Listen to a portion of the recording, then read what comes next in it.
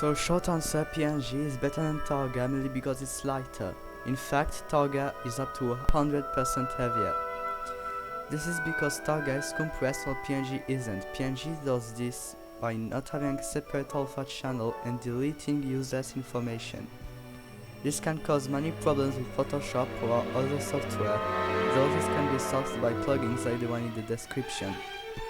So I will recommend using PNG unless you're working with alpha channels. Also, there are many misconceptions about both formats, like Targa having better proportions or game engines not processing PNG well. In fact, it doesn't matter what format you're using, since game engines convert image to DDS and bitmaps automatically. So this is about it. I hope you have a wonderful day. If you have any questions or complaints, please write a comment. This channel is small enough so I will respond to all of them. So this is about it. I hope you have learned something today. I have not seen many people cover this topic on YouTube, so this is why I made this video.